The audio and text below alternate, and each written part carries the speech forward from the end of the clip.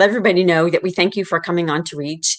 And we're really trying to reach out to those communities that just have a really hard time accessing services and specialists in different fields of autism spectrum disorder.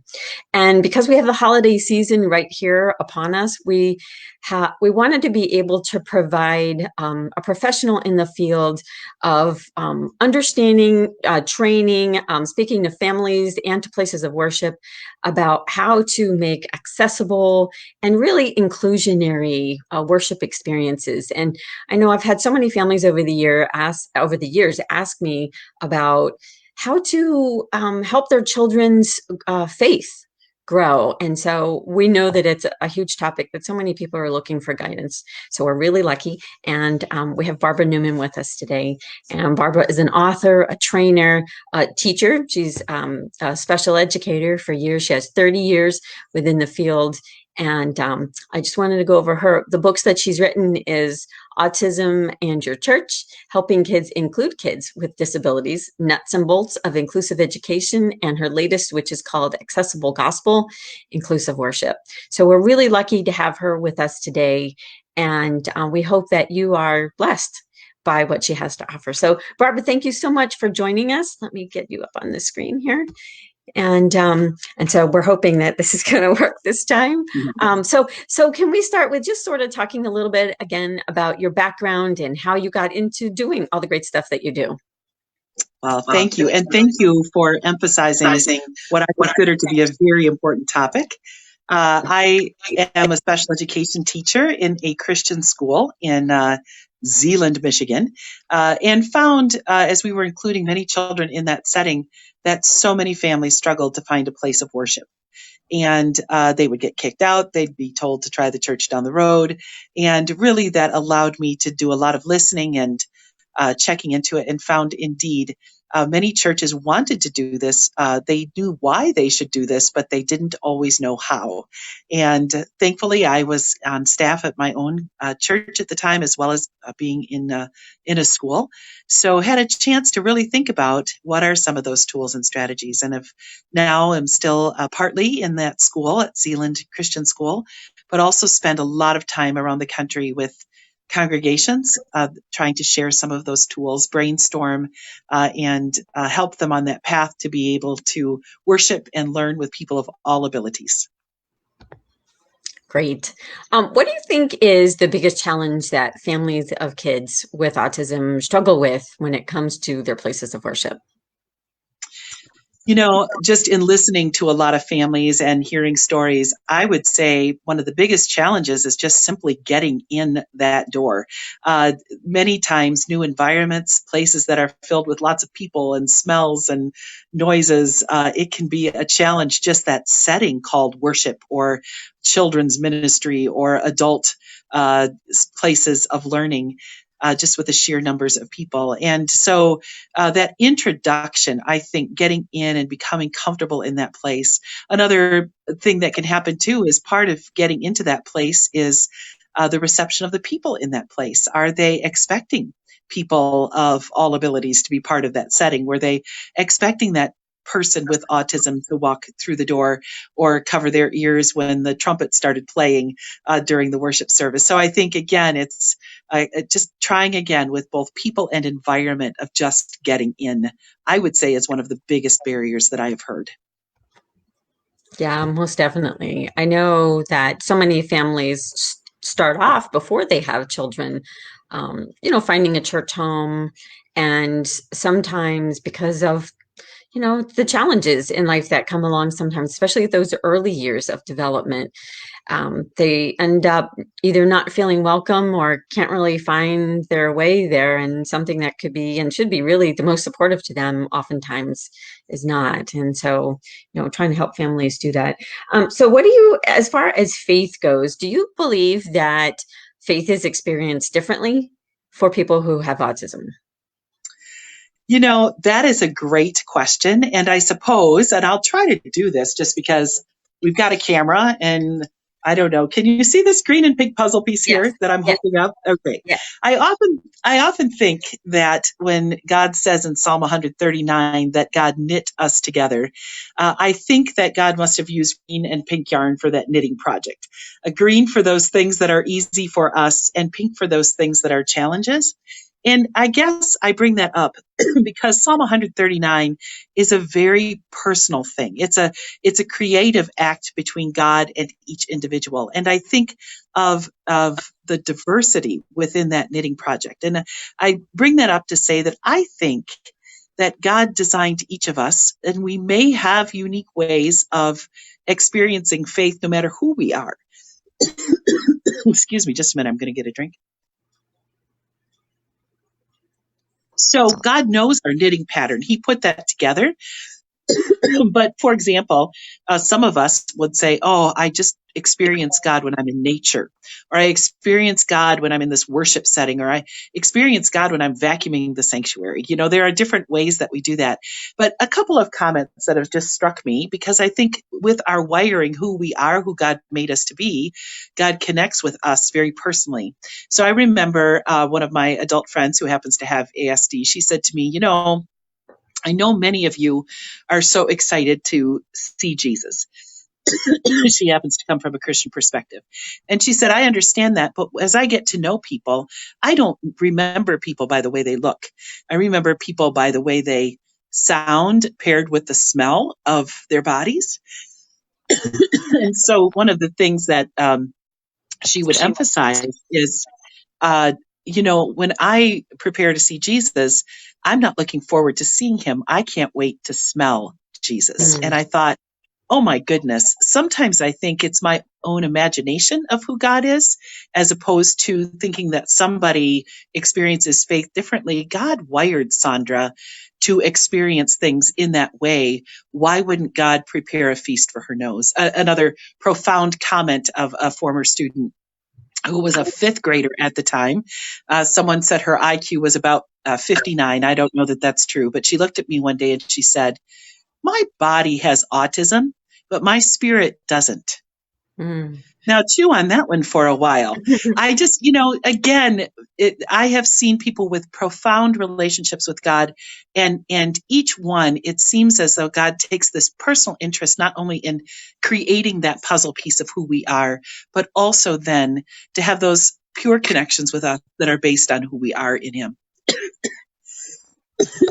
That's what I wanted to say. Sorry about the cough. I don't know where that came from. It was all the technology I know. frustration.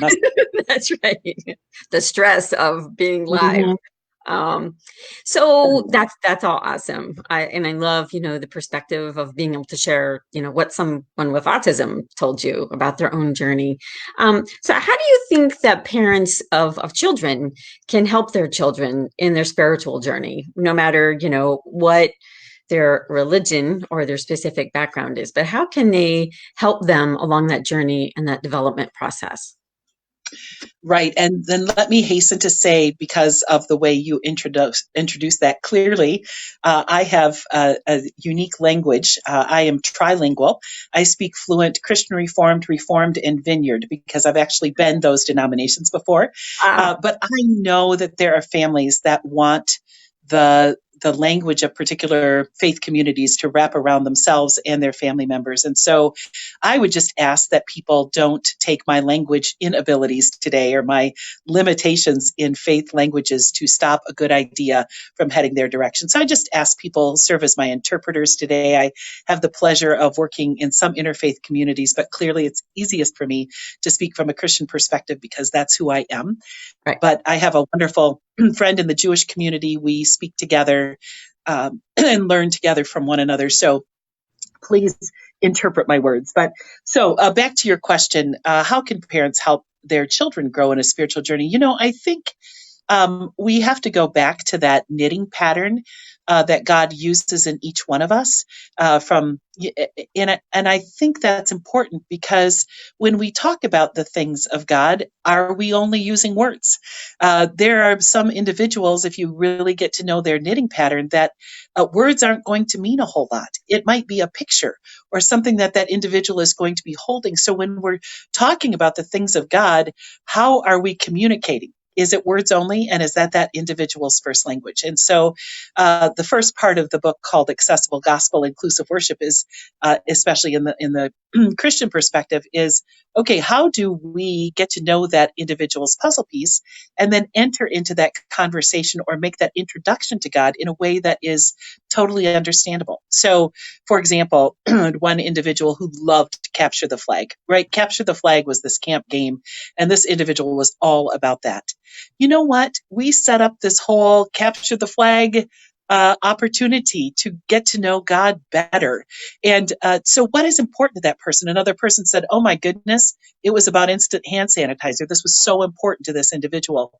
So, they set up an opportunity to learn more about God through a specially designed label they put on an instant hand sanitizer lotion. So, every time that person was delighted to use that hand sanitizer, they had a chance to experience a piece of God and that relationship. So that's one thing. But I really would encourage you to think about the second part of that book, Accessible, Inclusive Worship. One of the terms that I introduced there is something called vertical habits. Sometimes in congregations, we use very big words to talk about things. Okay, now it's time to share our petitions, right? But why would we use the word petitions when we could actually say the word, we need to ask God for help? Help. We can sign the word help. We can show the word help. We can picture situations where people might need help. And not only is that a word that we can say to God in a prayer, but that's also something, if we're driving down the road, we can see that ambulance pulling up and we can use that word and that phrase again. Vertical habits are ways of speaking that really allow people to enter into a conversation with God through a lifespan. And so we can say it's time to confess, but really what we're telling God is sorry. And sorry is something you can sign. Sorry is something you can say. You can bring it up during a day when we might need to say sorry to God. So there are 8 vertical habits or words, concepts that are part of most worshiping opportunities, but they're also parts of our daily life. The chance when somebody passes away to say to God, why?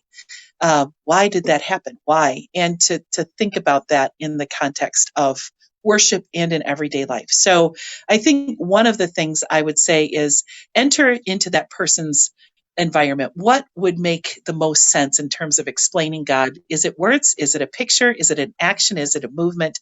And how can you enter into a conversation about God, understanding that person's unique puzzle piece? And then how can we practice that relationship and learn about that relationship over time in deeper ways? Does that make sense? Yes, that was perfect. Yes, thank you. When it comes to, because especially at this time of the year, a lot of people think about traditions because people in general, really enjoy traditions, especially at the holiday time. So how important do you think they are to people who are on the spectrum? Do you think it's any different? And what are some of the traditions that maybe you have found that families of children with autism, adults with autism enjoy? Right. I am so glad you brought that up because I think all faiths are interspersed with traditions. Sometimes I think traditions are sort of like a schedule for a year, right? They anchor things so specifically. And I don't know about you, I know many individuals who love schedules. And to have some traditions that mark our year, that mark a day, that mark an opportunity can be really, really important. I would say there are some families, for example, that are in the tradition of doing prayer connected with a mealtime. What a great tradition, because it's something you practice a lot of times during the day. There are others that might practice the tradition of sharing scripture before bedtime. But there are also other traditions. There are traditions that are part of the home, Christmas, an Advent wreath. Is that something that is an important tradition in the home, or another candle lighting opportunity connected with Sabbath, and how in meals and foods that are served? I think one of the things that I would encourage people to do is to think about, all right, these are important traditions. How do we want to convey that tradition? So I often say, what works in other parts of that individual's life? Are you an adult who appreciates video modeling? Are you a child who really needs a schedule? Do you brush your teeth more effectively if you have 5 pictures up above your sink? If you're that kind of person, have you made a picture sequence about that tradition and what's going to happen? Have you put together some video modeling about what it's like when we share this Advent wreath or whatever that tradition may be? So I guess my encouragement is yes, but remember to use the tools that are most effective with that individual that we might think are based in school or in another setting and think, oh, how could I use some of those same techniques to practice this? Maybe it's showing up early to a place of worship so that you can experience things and have a run through before the actual time comes, so that you can maybe put a reserve sign on the seat so you know where you're going to sit to be part of that experience. How can you personalize something? So, yes, traditions are so important, but I think we need to go back to what tools have been helpful in teaching other traditions and how can we use those within the context of faith? Yeah, super important. A lot of times at this time of the year and in the spring, people, I think, have a tendency to, I guess, because it's everywhere, it's in the stores, it's kind of everywhere. We're in that season. And I think it sort of makes people in general just start thinking about, oh, maybe I should find a church home. Maybe I would feel more a part of a community if I could. So what are some of the questions a family could ask when they start looking for churches, temples, whatever it is that they're looking for in a place of worship? So what are some of the questions they should be asking, like maybe the top 3 that they could ask when they're sort of interviewing a place to kind of figure out where they want to call home? Right. Great idea. One of the things that I usually recommend is, first of all, check their website. Many times, congregations, and I work a lot more on the congregational side than the parent side, actually, I say you need to put something on your website. And even if you picture one person that may have a more visible disability as part of the pictures that are on your website, you have just communicated a whole bunch to a family or an individual who's looking for a place to worship. And so, check out the website to see, to even before you make that phone call, to see, do I have a shot at having this one have an open door? I think the other thing that can be really helpful is to be proactive in saying, not, oh, I have a child with autism, can we come? Or I am an individual who experiences, whatever that may be. I think one of the things that you can say is, in order to have church be more successful for me, and I love that word, in order for worship, in order for, whatever to be more successful for me, these are some of the things that are helpful. Can you provide that? And so you list a few of the things that are really specific. Do you need a space to go where it's almost like a break? Do you need many congregations now are offering sort of a main area to worship, and then some have sort of a sensory friendly worship area. That's, if movie theaters can do it, can't places of faith do that, So Yeah. what are those things that are really helpful? Do you need some wiggle seats or fidget bags in the children's area in order for this to be successful? Sometimes I think being very specific can be super helpful. So if you can call and make that sort of, and I think, the other thing that I often tell parents, this is not just about your child. So, and I know we're thinking about adults as well, but you need to understand that one of the things I love about puzzle pieces is that they fit together, right? And so often we forget about the fact that God not only makes each puzzle piece, but then God also arranges puzzle pieces so that we can impact one another. And this isn't just about your child. This isn't just about you. It's about creating a worshiping place that's complete and whole. Without the gifting that you bring, that community is incomplete. So I encourage parents, please don't put your head down and say, do you think you could ever, sometimes I think parents should walk in the door and say, have I got a deal for you? Sort of this attitude of here I am. We have gifts to share in this community too. Yes, we have some areas that we're going to need to think about, but I have some really neat opportunities for the people in this congregation as well. So, I think, again, it's an attitude that we come with, that checklist of things that could be helpful, but check out those websites before you even venture into that place. I think those would be my top 3 thoughts. Yeah, those are great. I think that we recognize in our communities more often than I wish we did that churches are not always the most inclusive.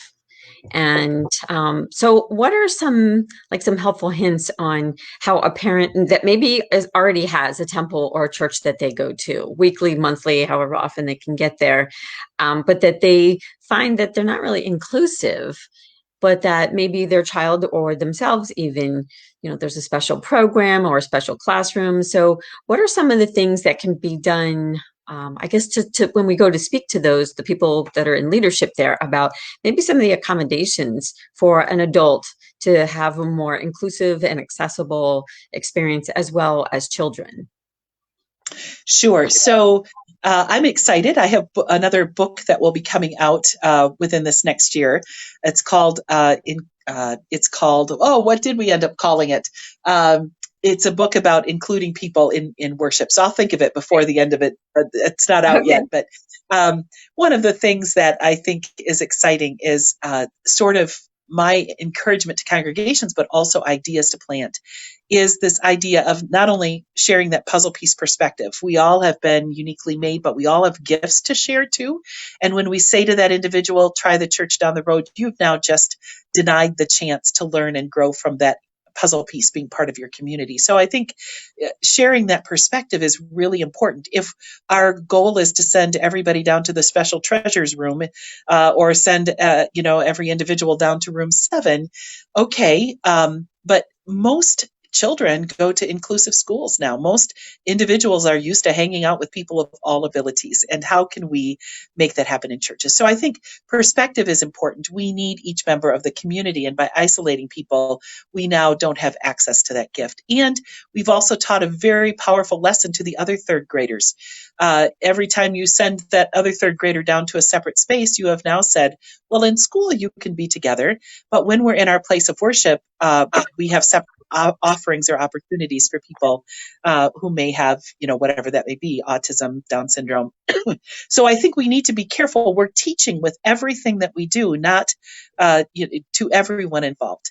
So I think we need to be cautious about that. But the other thing, talk a lot about in terms of this 3-part plan, is universal design. And I am a huge believer in universal design, different from accessible design, but I think churches need to think about this. So architects put elevators in buildings because they are expecting people of all abilities to use that elevator, right? Educators know about universal design for learning because they are expecting students of all abilities to be gaining from that lesson. So my question is, what would it look like if we as congregations were expecting people of all abilities to be there? If we were to design a worship service, would we put some things like our order of worship? Oh, maybe that's like a schedule online ahead of time. Maybe we would do that order of worship with both words and pictures. Maybe that would be a way so that we could communicate to more people at the same time. Maybe we would offer those 2 different places. You can engage in the worship service in this setting or in this setting. So you build in choices and options right from the beginning. And I think sometimes as we do that, as we add in more visuals, as we go away from words only, as we invite people to rise in body or in spirit instead of just stand up, every time you use wording that encompasses more people, I believe you have been great with universal design. Another thing I know in the Christian tradition, why do we wait to serve gluten-free Lord's Supper elements? Why don't we just have that available every week? So again, I think universal design is a way to communicate with churches and also with children's ministries. You don't wait to stock those great visual timers until somebody shows up and needs one. All the kids would benefit from having those timers in their spaces or visual schedules that are up on the walls. We do not need to wait to put that in place. We can expect children, youth, and adults of all abilities and build our education and worship opportunities around that. Now, that to me is the best place for congregations to think about, all right, because the truth is, The best definition of all ability to me is a 3-year-old standing next to a 56-year-old. These are tools and techniques that will benefit 100% of the community. And so as we put those tools in place, it's just a really exciting thing. But I think that third part then too is there are some individuals that need more of a personalized plan. And so it may be that we really need to get to know Tony's puzzle piece so that we can put together opportunities so that Tony can enter into worship and maybe join an adult Bible study if that's Tony's request. And maybe Tony, because of the social setting, would rather join that group through a Facebook Live experience as opposed to being there in person. There's so many options now with technology, so many options that we can build those plans that say, yes, everyone welcome, and we're going to figure this out. So again, that's too long-winded. And I did think of the title. The title of the book is called Worship as One. And then there's a colon and it says a guide to including people of all abilities. So that will flesh out that 3-part plan and talk about that more. But that I'm excited about that. And I really believe congregations are catching on to this. And it makes sense. Why wouldn't we just do what educators and architects do? Let's just expect people of all abilities to show up. It is always easier to design things like that from the beginning as to trying to retrofit, an opportunity with that in mind. Yeah, my day job is that of an educational advocate. So inclusive education is something I'm very passionate about. And so much of what you're talking about is unfortunately what we really tend to battle with in our public school system is being able to get the educators to recognize that what's good for a student with autism is good for everyone. Everyone ends up benefiting by the support strategies and, just those best practices that we can put in place for that one student. And it's the same thing with this experience. I think when it comes to places of worship, well, and really education too, is fear. On the part of the professionals or the place of worship, fear of, oh, what's going to happen? What's going to go wrong? What do they want me to do? And how do I do that? And what if I fail? So if a parent decides after watching this, oh my goodness, I need to go talk to these people, what would you say would be like the top 3 things that they can start with so that it's not overwhelming to those people in roles of leadership, but yet very manageable and simple enough that even if you know absolutely nothing about autism, you can kind of take these 3 examples and fairly easily implement them maybe it's within the Sunday school group or children's church or even in the larger church. Right. So I think, and let me just comment on what you just said as well. It is so true. Many of the strategies that are used to support individuals with autism spectrum disorder are tools that are so helpful for persons who are experiencing trauma, adults who are experiencing issues connected with mental illness. It's helpful for people with anxiety. There's just a whole long list of people who benefit from so many of those tools. So I would say, here's number 1. Please have some kind of a printed schedule or guide and decide if you can do that in both words and pictures. Most congregations have an order of worship. Some have gone away from publishing that, but there's often some kind of an order or a schedule. Again, a very helpful tool that may need to be adapted with some pictures, but it can be an easy way, I think, to give some immediate structure to that setting. Number 2, if I were going there, I would ask for a pre-visit. May I come in when nobody is in that building so that we can check it out together? That allows the individual to explore that space, maybe even take a name tag and reserve a spot in that children's ministry class or on a pew in a worship area so that that person has experienced it without the social opportunities presented by all of the people that are milling around. So you've had a chance to experience that space ahead of time.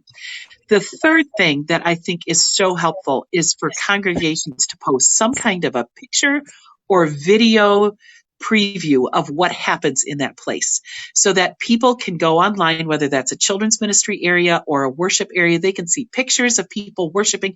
You can tell a whole bunch by just seeing those kind of pictures. So I think if I had to pick the 3 strategies that I've heard feedback are super helpful, please have some kind of a schedule, make it available ahead of time, but some kind of a schedule with pictures and words is ideal, called an order of worship, or even what happens in this youth group setting.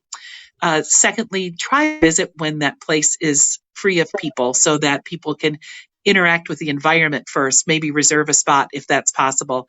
And then, I think, again, can a congregation post something online that lets people see pictures or the act of worshiping so that people have a sense of what's going to happen when they get there? Those would be my top 3, and I think that those have been helpful to both children and adult settings. Yeah, those are great. My son is an adult, and I know our church also has gotten away from printing for everyone, the agenda, but they do have, it is accessible. So he knows, he goes to the counter and he gets the hard copy of it, and that helps him process, what is being done, talked about, how the pastor is preaching and the topics, and he loves being able to fill in the blank too. So it has blanks on there that works out really well for him, and it really helps him, just like it did in school. It helps him to focus and attend and participate. And I think that is those are all really great suggestions. So thank you for that. All right, so everybody, let me just say one more time. I'm going to put up here. You can go to this link. Hopefully you guys are seeing it. Let's see. Yes. So www.allbelong.org. And on there, I'm going to mention one more time Barbara's books. So the titles are Autism and Your Church, Helping Kids Include Kids with Disabilities, Nuts and Bolts of Inclusive Education, Accessible Gospel, Inclusive Worship. And Barbara, you want to say one more time the title to your new book coming out? New one coming out, within this year, is Worship as One, a guide to including people of all abilities. Yeah, that sounds fabulous. And so I hope everybody benefited from today. I think it was amazing. And I hope that you all find it as helpful as I think that you will. We will go ahead and have this posted on our Facebook page. We will also post it to our YouTube channel. So if you don't catch it here, you could catch it there, but it will remain on the Facebook. You're watching it through Facebook, so it'll remain there. But if you want to share the link from the YouTube channel, please do so as well. Again, Barbara, thank you so much for coming on. It's such a huge topic, and I'm sure that it's going to be a benefit to so many families out there that are watching and got to hear about just everything. And, especially I know a lot of people who really struggle with inclusion and trying to figure out, is it for me? Is it not for me? To what degree? And so I thank you for that. I thank you for your 30 years of working within the field. And I'm sure the many families that have benefited by your great wealth of knowledge. Thank you. And thank you again for addressing this important topic. So critical. And I will also mention Christmas season. We do have several blogs at All Belong that address the issues of, oh my goodness, how do we survive the holiday seasons? As good as traditions are, it does not make sense to some people when you put a live tree in the middle of your living room. So we get that. And there's just some ideas of how to weather through visits to grandma's house, etc. So take advantage of those too. Awesome. I never really thought about that before. Yeah, a tree in the living room. That's that could be really complicated to understand. So thank you, Barbara, and thank you all for watching. And we wish everyone a wonderful holiday season and many blessings for 2020. Thanks again. You guys all have a great day. Bye-bye.